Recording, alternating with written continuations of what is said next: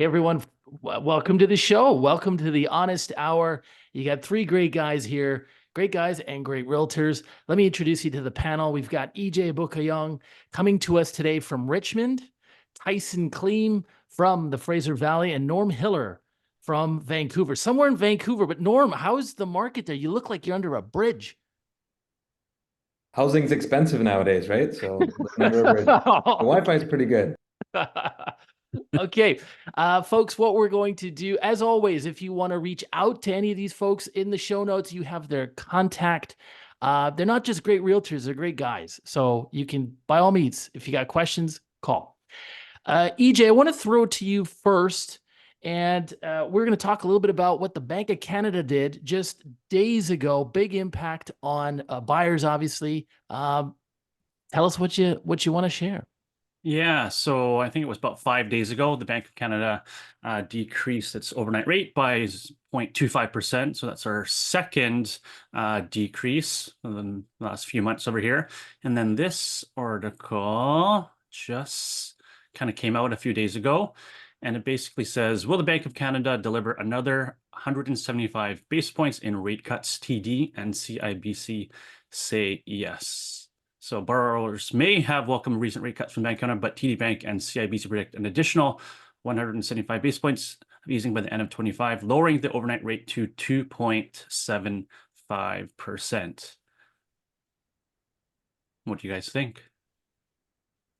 Well, I'll just say a quick thing. That's 175 basis points. That's 1.75%. That would be massive if they did that. I mean, that I think would do a lot for affordability, wouldn't it? It should. I don't think it's going to go down quite that much, but who knows? We'll see.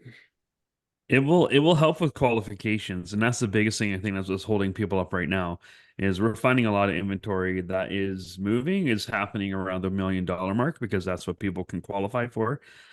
This, if it does drop down, which I know I listened to a couple other macroeconomic podcasts and follow a couple of macroeconomists, and they feel like it's going to happen. They feel like all the climate is there in the economy that they need to start dropping. But we will see what happens with the Fed. We'll see what happens with the BOC and around the world. But that's what a lot of banks have been pricing in. Although I'd like to question, did they foresee a rate increase the way we saw it 2 years ago of it going up, 2, 3, 4% in a matter of 2 years? Okay. Hey, guys, I'm just doing some quick numbers here on my screen. So today, a $600,000 mortgage would cost somebody at a 5% interest rate, fixed, that most fixed are around 5%, give or take, $3,200 a month. If the rates really did come down by that to 3.25%, it drops the monthly payment by $600. So it drops by $600 on a $600,000 mortgage. Wow. Yeah, so that's significant. And we've already had, so that's the second, that's not factoring in the two rate cuts we just had. So we're looking at about a $700 to $800 reduction in payments on that mortgage. I mean, I think that would be significant for a lot of people. The nice thing about hanging around the 3% rate is when you're talking to clients, it's easy to, share with them, approximately half of your payment goes to principal, half goes to paying down the mortgage. So if they're blowing the budget by 50 grand, moving a little bit closer towards Vancouver by their work, it's sure you're overspending by $200 a month, but only half of that is going to interest, right? And it certainly would make things a lot easier for all those people who are coming up for renewal in 2025. I don't know if you've been reading those headlines for the articles that talked about, for all the people who got 20 mortgages in 2020 and they got the really rock bottom low 2% mortgages, 1.99. If rates are coming down that quickly, it's going to make life a lot easier on them. And we're not going to have the Armageddon in real estate that some of these headlines are predicting. Yeah, I think it's kind of interesting as well because I think a lot of the kind of sentiment was, okay, when rates start going down, the market would kind of just take off. And, we've already had two, and it really hasn't been that much difference because, if you're on a variable rate, yeah, you may have saved a little bit more per month, but, for the bottom line, most people are kind of going fixed anyways at this time because it's quite a bit lower than the variable. But 175 basis points, that's a big difference. And with the real estate market being heavily focused on sentiment and how people are feeling about the market, I think 175 basis points, if it were to do that, would definitely have a big impact on the market. Having said that, I kind of agree with Norm, is you can kind of make any kind of predictions, but in the end, I kind of want to see it to believe it. So it'd be great if it did, because it put everybody in a lot better position. But what's the cost of real estate if all of a sudden it's 175 basis points lower as well? And I got a question for you, because I know you all have come across this. Buyer says to you, hey guys, let's put the brakes on the purchase for 6 to 9 months. If that's really true, I'm going to wait around for those 175 basis points to come down 12 months from now. Why don't I just wait? How would you handle that? What do you say to a client who might want to wait for another 50 basis points reduction? Oh, I don't have the chart in front of me, but just at one of our office meetings, our resident mortgage broker here was just showing us how prices are very directly correlated to interest rate and what interest rates are currently at. And so as interest rates go down, house prices go up. As interest rates go up, house prices go down. And so I think a lot of people are going, well, I'm going to wait for a lesser interest rate, and that's great. But then there's going to be a lot more people in the pool who can qualify for a lot more, who are going to be jumping in, creating a lot more competitive market, which means that you could get priced out of what you're looking for or have to make some concessions. And so I think that's the risk, is saying, hey, yes, you feel like you're paying a lot more now, but that goes on what kind of mortgage product you're going to purchase at this time. And so you want to reflect that, so in a year's time or so, you can maybe change it or get something that's more updated that has a lower interest rate, would be, and then you'd be buying a house much cheaper theoretically than you would be a year from now. Norm? It almost seems like they're trying to keep prices up as long as possible for the tax base too, right? I remember when they raised the rates over and over and over again, and then it was stagnant for a little bit, and then it was rumored by Bank of Canada and mortgage brokers that rates were going to come down, and that took a lot longer than expected. And same with this 175 basis points. It sounds great. I would be surprised if it's more than 1% over the next year. I think that's very, very ambitious over 365 days. I think that would be fantastic, but I have a hard time seeing that happen, never mind 1.75. And then is it going to happen by a year, or is it going to take more like a year and a half, 2 years? Who knows? Plus, what's that going to do to prices? Every time we've seen it so far, the prices go up, and then it'll break through that ceiling again. So hopefully this time around it doesn't, but again, I'm not so sure about that. But it's The concern I always have with something like this is, if someone really is waiting and they're waiting to lower those payments by $600 on that townhouse next year, but they may be paying $60,000 more to get the townhouse if there's 8 offers on it. So that's the response that I always have, is that it's better I think it's better, before the herd goes full throttle into the market, is just get out in front of the herd. If you can save tens of thousands of dollars on the townhouse, it's way better than waiting when you're and buying a frenzy and it's multiple offers. There's no, inspection.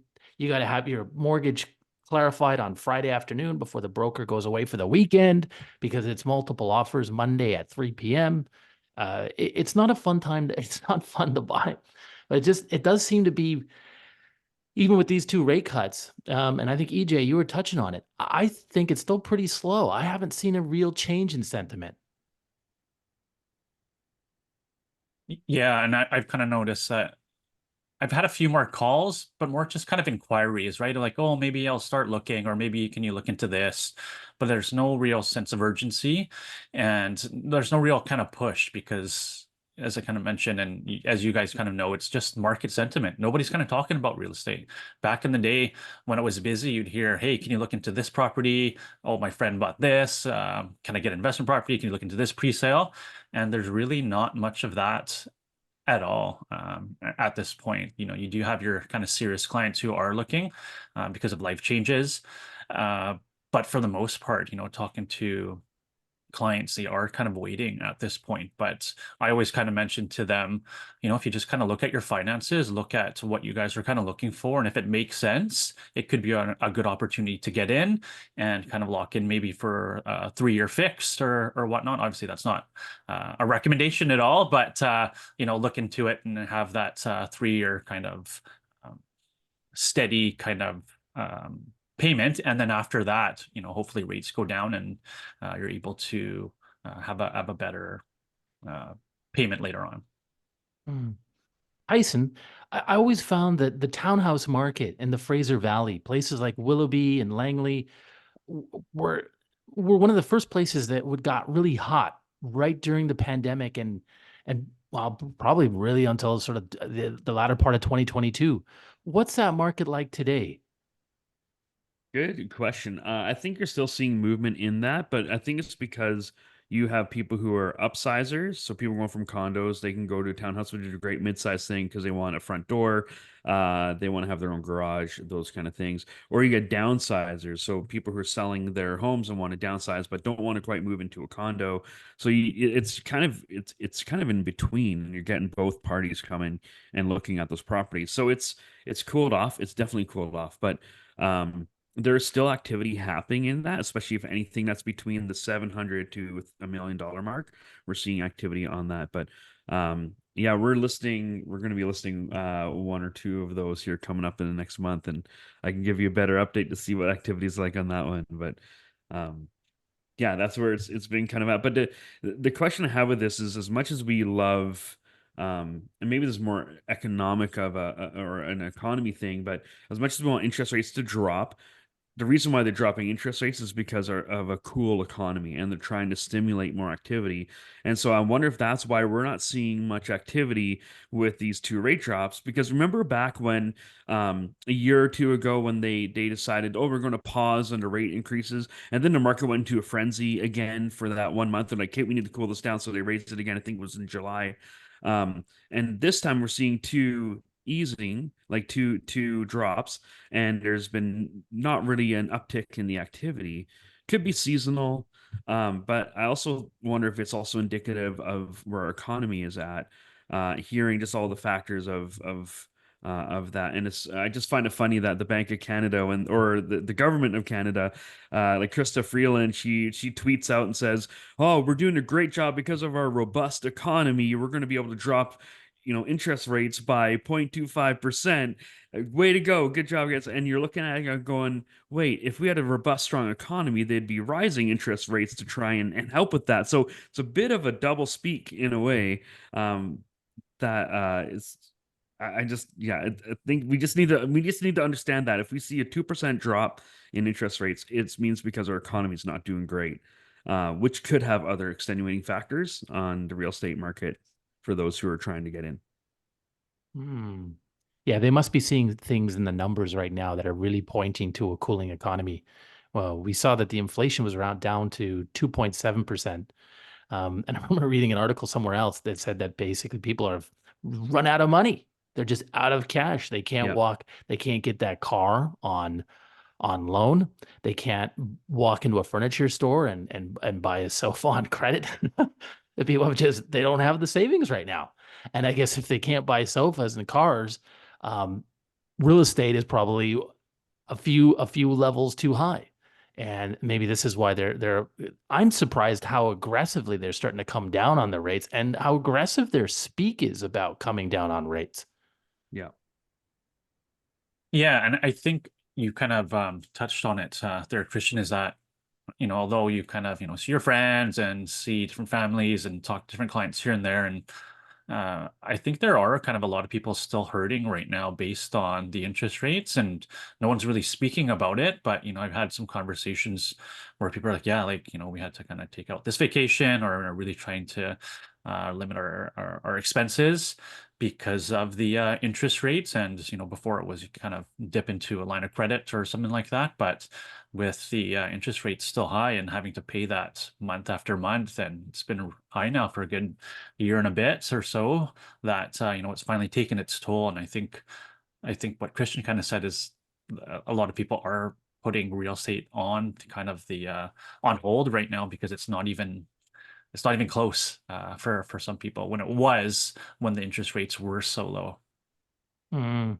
And my wife was saying she was following someone on Chinese social media, and that this realtor had this theory that it took sort of like 3 or 4 rate cuts before the market really bottomed.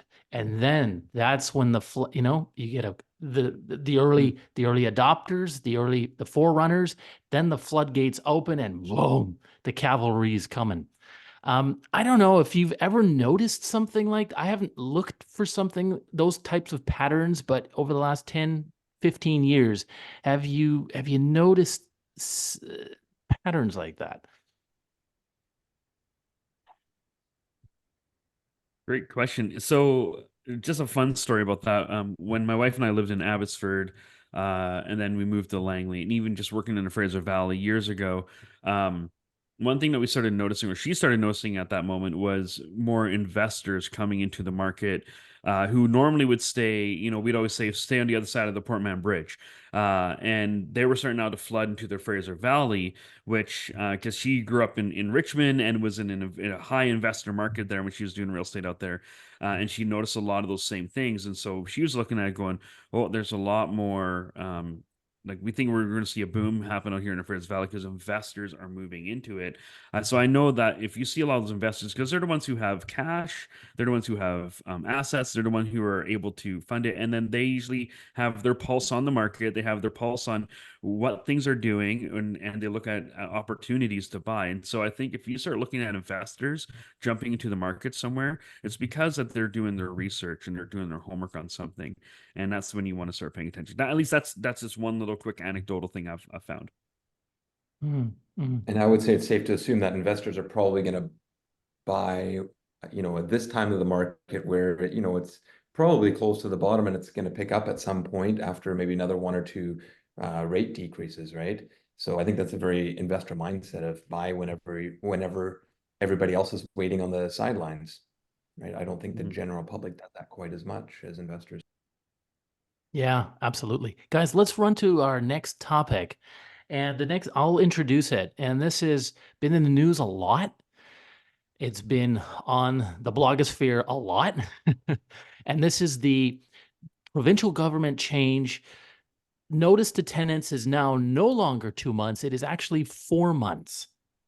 So the seller is selling their place, and they have a willing buyer. They have the handshake agreement. Now you got to give the tenant 4 months plus whatever month you are in. And Norm, you had a good example of this. Can you kind of just give us this example?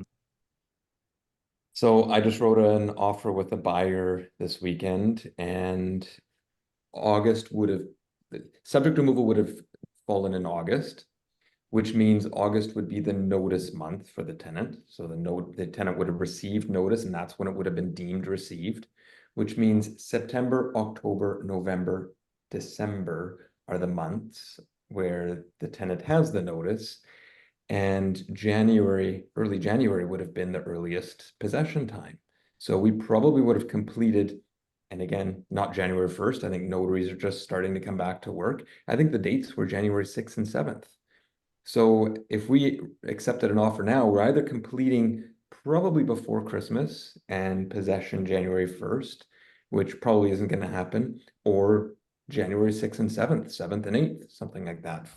So it's just an insane amount of time. It's nearly 5 months, right? So it's a very, very long time. And your rate hold is only good for 3 or 4 months, depending on the bank. So it's a real big problem. Yeah, and I think a lot of people are going to shy away from tenanted properties. They just don't want to put up with it. And it's the added risk factor too. You don't know if the bank is going to change anything. Chances are the rates are not, if they change, are going to go in your favor anyways. But people don't want to have that added risk in this type of market. And I think what that's going to do, Norm, you're so right, is um, anybody who's in that situation where they're buying a house in shorts and then they have to move in when they're wearing a parka is uh, kind of a whole thing where they're going to see that experience and go, okay, I don't want to do this again. So I'm just going to remove the suite out of my place or deactivate it and therefore not have to worry about having a tenant or those things. Or maybe I'll turn it into an Airbnb because it's my principal residence, those kind of things. So I don't have to worry about all the different tenancy laws that are coming out around it. I think that's going to affect some of the sentiment there and therefore could hurt potential renters in the rental market in the future because it's going to take another property off the rental market. I bet we're also going to have more people with basement suites not renting out because they don't want to deal with the residential tenancy rules and finding students and renting out to students. But I guess that's probably down quite a bit now as well. So Yeah, I think it's very interesting with the a 4 month notice to end tenancy. It's really long. Like, and I've worked with a bunch of investors, and even now when I think I had an investor client who the tenant left, and instead of doing a 1 year and then month to month afterwards, which is kind of your typical, and no one really kind of batted an eye before, he basically said, I don't want that. I'm going to do a fixed lease right now for a 1 year, and then gave the tenant and said for any potential people who are interested that if they wanted to come in, then we discuss it again after a year. And he was able to get somebody. But that's huge. That's a big difference. Like, you just wouldn't even have thought of that before because that would have limited your rental pool, because people don't like to keep moving. So if you're going to be renting a place, you want to be able to stay there longer. But to see an investor be like, nope, I'm not going to do it. I'm going to do a 1 year fixed, and I'll see who is interested. And he was able to get someone. And then, I'm working with another buyer right now and looking at some of these places with the 4 month notice and tenancy. They're just like, no, it's not going to work. It just 100% work. Just take it off. I don't care the price. I got to move before that. It's not going to work. So, if you are an owner of an investor who has a investment property, I've kind of let these kind of people know. I said, when your tenant leaves, you should have a conversation with your realtor and just say, hey, is this a good time to sell? Or if your goals are to hold it long term, it's just good to have that conversation, because if you are going to be renting out again and that new tenant kind of comes in and they go to a 1 year fix, and then month to month, it could be another 2, 3, 8 years or longer before you have that chance to kind of sell vacant. So that's one of the recent things that I've done with some of my investor clients about having that conversation if your tenant ever does leave. it's the financial liability that's a problem too. If a landlord has a property and they sell it, and the buyer gives legal notice that they're moving in 4 to 5 months, if the tenant turns around and says, I found a place and now it's vacant, and the buyer doesn't want to move dates earlier, I mean, the seller's going to have a few months times $3,000 a month, $3,500 a month, whatever it's rented out for. That's a significant cost, to pay those mortgage payments for the time that the property is vacant. And I thought we're trying to get away from having vacant properties out there. So I think we're in a position where this is too long of a time, right? 2 or 3 months maybe, but 4 months, I mean, if the tenant moves out, that's a long time to make mortgage payments if the buyer doesn't want to amend the dates. What do you think the province was trying to accomplish with this? Tenant protection, and that's it. Bad faith evictions, right? Like there's a couple of the bad apples that have not done, have not had great practices, have had bad evictions. And so I think they're trying to protect some of that and some of the turnover that happens in that. But yeah, the problem is that it just becomes too long. We're even buyers can't even hold their rate for that amount of time because a rate hold typically is 90 to 120 days. And so if I get a rate hold on my mortgage today, that means I have to write on a property today, or whatever that timeline looks like, in order to be able to lock in that rate. Now, it's okay in this market because we're in a decreasing interest rate market, but what if things changed? Um, let's look at an increasing interest rate market, because that's eventually, it's cyclical. It's eventually going to happen at some point down the road. That means that somebody who is locked in at a property and say, okay, I can qualify. I'm going to max out because we need upsize for our family. We have another kid coming on the way, and so they lock in on this property. But then all of a sudden, interest rates go up.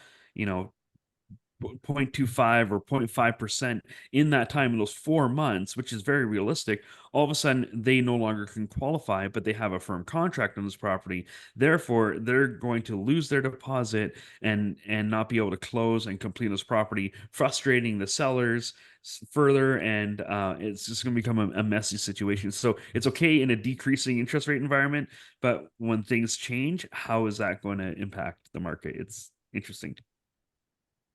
Yeah, and I think as well, all of these policies are great that they want to protect the tenant, and I'm all for that. But there are kind of things that are kind of unintended that kind of happen as well. Is now that it's going to be less favorable for a landlord, some of these investors are kind of selling these places, and I've sold some of my investors properties within the last year or so, and the person who bought it was moving in. So that's property that would have been rented out as an investor is no longer available. Now it's something that's going to go to an end user. So that could be very interesting to see kind of what happens in the future if some landlords are deciding to sell their place, and instead of it being a property for a potential renter, now it's an end user. So that could be very interesting to see what happens with rent as well. Yeah, I think that's a great point. I think people really miss that, right? I feel like the government bureaucrats in Victoria are really missing this crucial point, is that when an investor like EJ's client lists it for sale and gets bought by an end user, it's one more unit out of the rental pool. And if that happens hundreds of times a month, you're looking at 1,000 units out of the rental pool in just 1 year. And you have to sweeten the pot, or keep the pot sweet enough anyways, for investors to still want to stay in. And I was reading some analysis of this change from the 2-month to the 4-month notice period. And I thought there was someone made some good points there online, that it really looks like it's an effort to punish landlords. I mean, 3 months seemed like a reasonable notice period. And, I just started spitballing with myself. Like, when I was renting, how long did it take me ever to find a rental? I don't think it ever took me more than 2 weeks. And I've lived in Japan, I've lived in Mexico, in Australia. I mean, did it take you guys 5 months to find a rental in your younger days? No. Never. And I guess that's a no from Norm too. No. On Why he's Norm's, living under a bridge. That's why. yeah, he's been. It's a tough market out there, folks. You can tell. He's got, you got a Norm. I'm coming later this evening. All right, I'll bring you something. Look, I was to Norm's point here, just in terms of some strategy and offer. Wrote an offer with a client last week and did the inspection yesterday. And it's a tenanted property.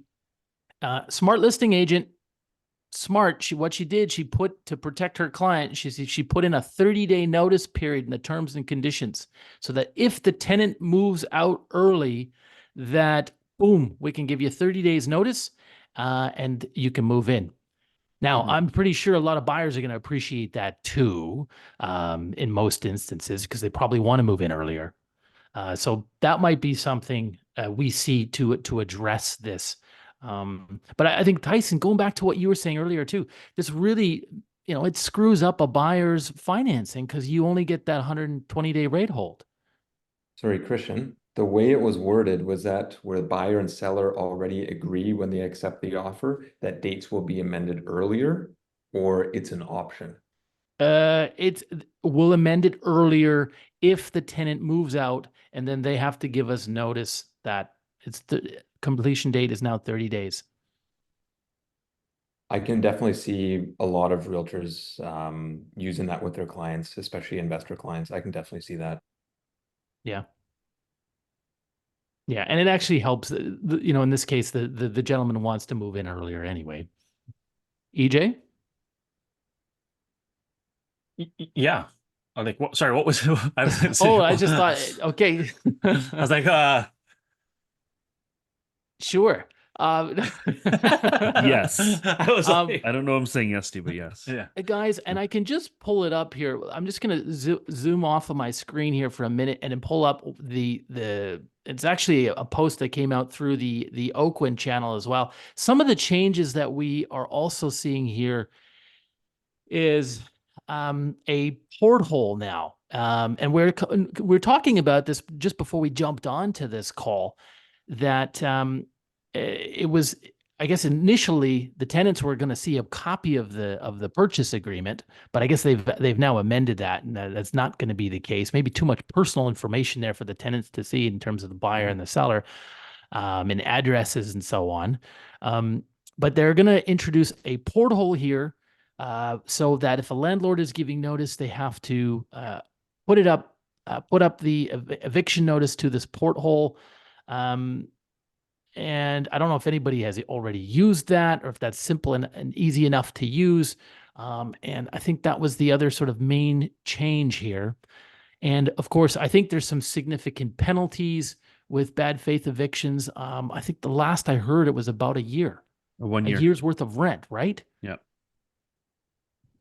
Significant, right? Which is good, because I think they need to crack down on bad faith evictions. Like, people should not be abusing the system, and we need to protect renters. I think it's just, again, there's been a bunch of things, I think, in a ways, and governments are trying to fix a problem, but they're doing it in a way that's not it's creating more problems down the road, so to speak, right? And so it's almost like they're just walking into this not really thinking long term about it, because they're more reactionary than they're being proactive on that. And anytime that you create a reactionary policy, you have further consequences unintended that you don't see.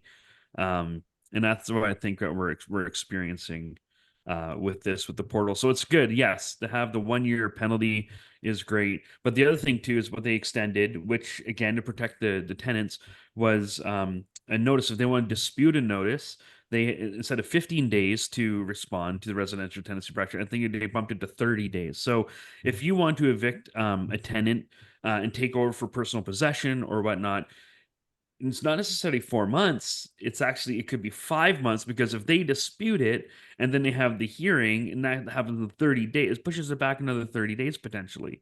And so I just think about we've moved a couple of senior clients who do not want to move in the winter, because they're going, no, it's too slippery. I'm scared for my own health, those things. And so if they wanted to list a property and sell it, they theoretically, 4 or 5 months out, would have to sell it in the winter, which is probably the lowest time of the market. The least amount of buyers are on, so they're going to be selling at not the best time to sell, which typically want to sell in spring or fall, which is something that's very interesting, because if they want to move into summer, so there's just further implications that this can have across the board. Absolutely. Let's jump to topic number 3. Tyson, you wanted to discuss transit. Yeah, so TransLink just came out with an announcement that they need immediately a $600 million funding boost to TransLink. Otherwise, they're going to have to cut their services, I think, by 50%. In some areas, like Langley, there'd be almost no transit services operating in Langley, White Rock, South Delta, Port Coquitlam, Maple Ridge, Pitt Meadows, and much of the North Shore. So that's pretty much the Fraser Valley. They're going to say, hey, we're going to stop services in the Fraser Valley and the North Shore, because it's just too costly for us to do it. They also said that more than 500,000 people will no longer be living within walking distance of a transit stop were they to cut their services, disproportionately impacting those who are low income, visible minorities, shift workers, youth, and seniors. I'm grabbing this exact right from the TransLink website, and their release on this. They say tens of thousands of more cars will be added to the already congested streets and bridges, and employers in healthcare, childcare, hospitality, construction, other major industries would face the prospect of employees who can no longer make it to work. Yeah, and the reasons for this is because there's been a decline in fuel taxes because there's so many EVs that are on the road and they don't have to pay the transit tax on fuel. And so that's one of them. So the lost revenue, I think they're still reeling with the effects of COVID when everybody's locked in and they were still running services. And um, it was underutilized. Like people were going on mass transit.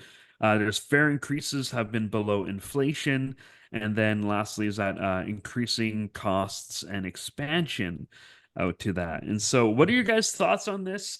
Um, and the funny thing is, TransLink is a for-profit private company, but it's funded by the government, which is also an interesting. Like, does transit have the government kind of bent over here and just going, okay, we need the 600, otherwise we're pulling 50% of our services? What are your guys' thoughts on this, and how will this affect real estate? So what are The they? So government- Tyson, just sorry, really quick. So are they asking the government to come to fork this up, or are they Yeah. asking for that to increase the pricing of? They're asking the BC NDP for a $600 million funding boost. Okay, go ahead. No, sorry about that. The government clearly wants their cake and to eat it too. I just don't understand. We're wanting to bring in more and more immigration, but this is the key, like transit, all the infrastructure that we need now is being cut as well. You can't have it both ways. It's not going to work. It's so as realtors, we've been telling clients, hey, if you can't afford it, sure, we can move out, but here's a good option, West Coast Express. It's a commuter rail. And now we're Yep. taking this out as well, and traffic's going to get worse. And I just don't understand how the government is going to get away with this. There's going to be a lot of really, really upset people who now have to commute, which is going backwards to what we actually want. Well, I think that would make those communities like Port Coquitlam very undesirable if they don't have decent transit. This is crucial. I mean, there are some two-car families, but most families I find, most couples are still one-car families, and often the other one doesn't even want a car. They want to walk to the train station for 15 minutes, get on the train, maybe do some reading, get off downtown and walk to work. And you don't want them waiting 45 minutes for a bus or 10 minutes max, 15 tops. But these kinds of things, they have. I imagine there's a lot of verbal sparring going on there, Tyson. I can't Yeah. believe they would really pull transit from all of those communities. I mean, that'd be crazy. And it wouldn't do anything for the car culture that we live in, right? I mean, North America just in general is really dependent on cars, and Vancouver is really no different. So I imagine they'll figure something out, and they're trying to just squeeze the government for as much money as they can get. And I mean, it's like it is a public service in a way. You need these people to be able to get around. We can't expect everybody to buy a car. I remember a couple of years ago, I don't know about now, probably the same thing, but weren't a lot of the buses, didn't it say sorry full, and you had to wait 2, 3 buses already? And now we're cutting more buses. I don't know if that's still the case today, but I remember that a couple of years ago, and it was quite a big problem. Yeah, I really do believe this is probably a political move by the CEO of TransLink to get more funding and saying, "Oh, we're going to pull out all the services," and getting the public to outcry to the BC NDP, then they to increase funding. Because I think there's other creative ways than just doing a flat cut of 50% in there, and have been creative. And I know that transit in a lot of ways is not necessarily a profitable business, right? But it's a service you add to the community. And And with everything that we've been seeing with city planning, and how developers are planning their developments and other things, is that they want to bring multiplex, they want to bring more density, and with density, you're going to need a transit culture if you want to get people away from cars, if you want to get people away from that. But what this is going to do, again, talking about how government policy may affect public sentiment, is I can see people here in the Fraser Valley where I'm from. Like, first thing went to my mind, going, I said, well, I'm not going to give up my car. I'm going to make sure all my family members, when they are able to drive, are going to have a vehicle accessible, so that way they don't have to run into that, because I never know if all of a sudden a government agency is just going to say, or if transit is going to pull out and say, oh, we're not going to offer services anymore, and just like that, and go, okay, well, I'm going to put this into my own hands and have my own vehicle. And that's, I think, how it's going to affect some of the narrative with other families out here in the Fraser Valley, which is unfortunate, because you want to push them towards mass transit because it is more economical. It is a better way of getting people around. So it's just an interesting tactic. Yeah, I think it's just like you kind of mentioned, it's just a tactic, because could you imagine if they actually did that? Like the it would be all of the news on day one. Like the Yeah. outcry of the public would be like, and something would be solved instantly within like a few days, because it would be such a disruption to every community Yeah. where it took effect, that yeah, something would definitely kind of change. So it'd be interesting to see kind of what happens, because I don't really seeing that happen. But if they ever did, it would be catastrophic, basically. Yeah, It would. look, my view on transit is, and I was lucky to live in Tokyo for 3 years, and that is transit heaven. It's Yes. heaven. It's easy, it's fast, it's safe, it's very clean and comfortable. You don't need a car. I didn't have a car when I lived in Tokyo, and I wouldn't even have, if you had offered me one, I don't even think I would have taken it. And they have like these taxes on cars as well. But transit is so easy. For every SkyTrain line we have here, they probably have 40 in Tokyo. Now they also have a lot more of the population. They probably have 2/3 of Canada living in the greater Tokyo area.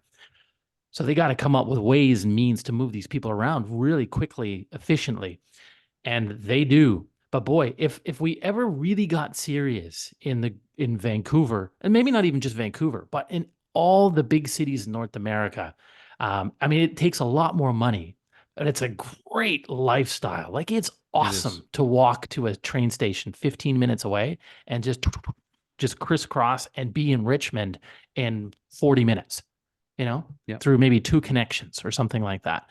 But I think that's maybe 150 years in the future. I think we're all long gone. I used to say that when I came back from Tokyo to Canada, I felt like Marty McFly going back in time to 1885. I said, "What is this? You just can't.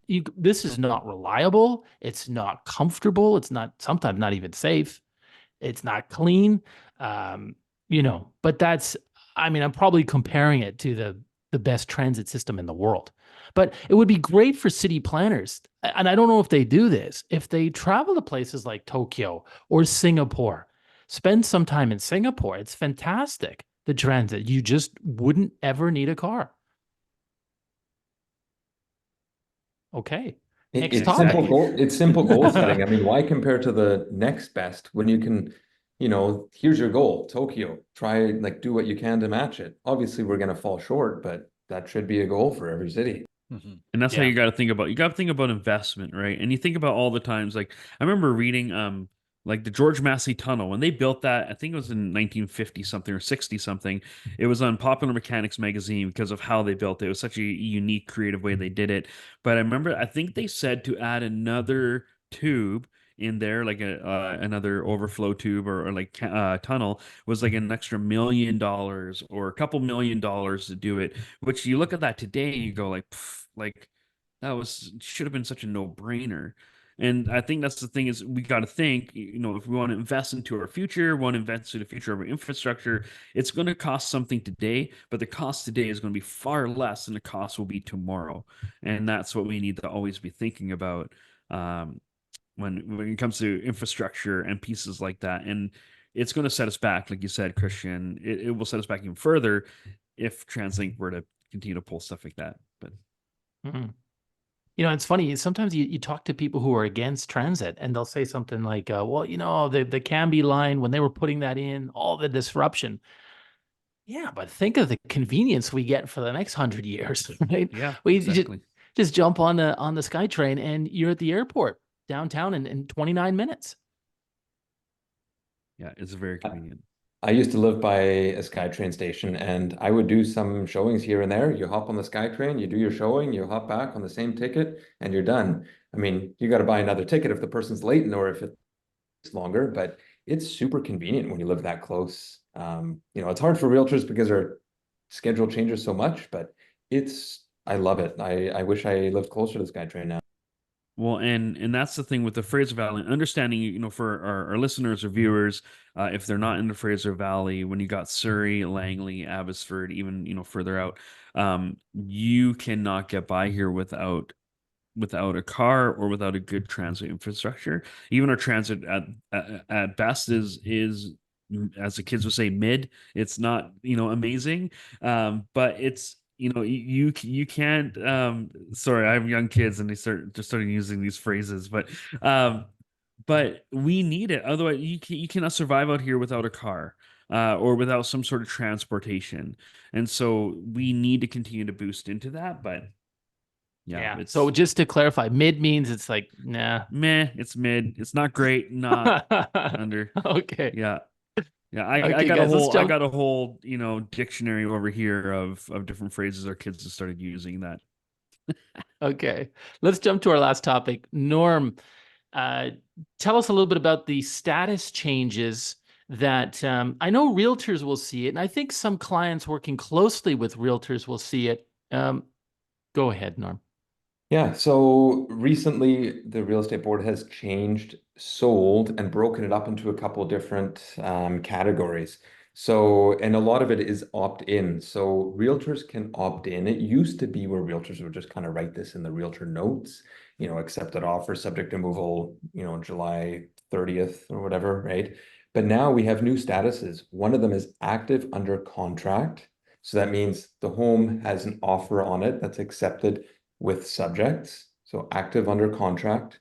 Another one is pending, and that's what we typically see as sold. It's pending because the sale has not completed yet. And then closed, where clearly that's sold and completion has already happened. So on the realtor form, we can see pending and we can see the completion date. I think a lot of solds have already been uploaded as pending, but the completion date hasn't been filled in yet. So I think down, in a couple months' time, we're going to get a little bit more info on this. But let's say if your realtor, let's say one of us four is sending you listings, you may see these new three topics or statuses: active under contract, pending, and closed. I don't think we're going to see a lot of active under contract. We typically see these updates more in a rising market where we have an offer presentation date. Realtors want to give clarity because they don't want to answer 100 phone calls from 100 different realtors. They'll just write it in the realtor notes. So I don't think we're going to see a lot of that. Whether it's or not, it's going to be a flop, who knows? But it is an opt-in for realtors to do that one. So It's what are an you guys' opt-in thoughts on for this? realtors to send an accepted offer and the paperwork up to the board so that the board then lists this listing as an active under contract. Correct. Yeah. Correct. I guess my question on this is what used to be just a sold listing, right? And you would see that sold on realtor.ca. You probably see it now on other websites too, is now not a sold. It's a pending. Mhm. And once the sale completes, now you have Closed. complete, closed. Okay, pending and closed. Why can't we just keep it simple and say sold? Why should we Yeah. care, and why should our clients care about the difference? Great question. I think we should be focusing our efforts onto something else, but it is what it is. It's a change that for some reason the board saw that they wanted to make it. I think if more realtors, or if they made it an obligation where we have to submit it. But there already are a lot of obligations and people aren't following through with it. So I frankly, I don't even know. Do you think they're trying to maybe make the language more universal across different real estate boards across across North America? Because I think a lot of jurisdictions and stuff in America and the States use some of that language. Um, it's funny because we don't use phrases like escrow or those things here either. And so just I wonder if that's part of their motivation for it, but not sure. I just know it's bring up a lot more questions. And I know now when I'm working with clients and they're looking at listings, they're going to start asking you a lot more questions, being like, what does this mean when you see this status on here? Or can we take a look at this property? And like, oh no, sorry, it says this. And it might bring a little bit more confusion, and maybe that's the thing that just the public will have to be educated on and realtors will have to be educated on over time, and it becomes a not as big of an issue 5 years from now, or will always be one of those things where you kind of scratch your head, go, why does it say all these different statuses? EJ, Especially you when look it's eager to jump optional. in there. Yeah, I mean, it's just kind of, yeah, I think it's just one more thing that's kind of added. I think sometimes it's great when to know if it is pending, if it's like a probate property that's been on the market for like 150 days, like, oh, maybe we can get a really good deal on this, but no, they're just waiting for probate. Things like that can definitely be beneficial, but yeah, in the end, it's just more explanations and just kind of something new to kind of adjust to. I know that looking on our realtor system through on the island through Victoria, I think they do that. They've been doing that for a while now. So I kind of used to it, looking over at it for the island. Right, right. I imagine that my first sort of thought is that maybe they had a couple extra software developers in the office, and they just had to find something for them to do. Right. This is a common problem in larger bureaucracies. It's like, we got all these guys, we got to do something with them. Go create something, right? And then, of course, it complicates things for you, for me, and for all our clients. That's right. I'm happy with sold. It's sold. Exactly. It's Well, simple. I remember I think a realtor threw out even a question just going, hey, when do I put the sold sticker up now? Because if it's sold, which is when it's completed, then you don't have a sold sign up on the property anymore. So do we have to now change all the stickers and all the sort of things that we have for our signage? And yeah. Now it's a pending sticker. Hopefully, we have someone on the board who needs something to do, and we'll make more stickers. Yeah, yeah, Right. that'll be great for sale signs to say closed on it at the end, right? Closed. That'd be Yeah. great. Now, It's question more for inviting. and EJ, I think you mentioned this just before we jumped onto the program. How many of pending listings really don't complete and actually come back on the market? Yeah, that's a good question. That's a good stat that I would like to know, because yeah, that's something that we don't really have kind of access to. Sometimes they just show up again as a new listing a couple months later, but you won't really know until you look at the history, right? Which you have to kind of go through. Yeah, just another kind of way to look at it through a realtor program to find that info. Yeah. And like you were saying beforehand, it's very rare. I mean, it's got to be 1 or 2 out of 1,000, maybe not even. And just for people who may not know, once the buyer has removed the subjects, the conditions from the offer, and has put the bank draft in, I mean, that's the ring on the finger, right? Because if they don't complete the purchase now, they lose their bank draft, their deposit. That could be $100,000. So, I come across that maybe 1 out of 1,000. It used to be called on the ML, what was it? It was collapsed, right? But it's so rare to see. Yeah. Yeah. Yes. Tyson, did you want to bring it home? Yeah, I just think it'll bring some confusion with that, but with the completion thing, like you're saying, like, yeah, it's so minuscule, and you'd hear about it because it means that somebody's forfeiting up a deposit.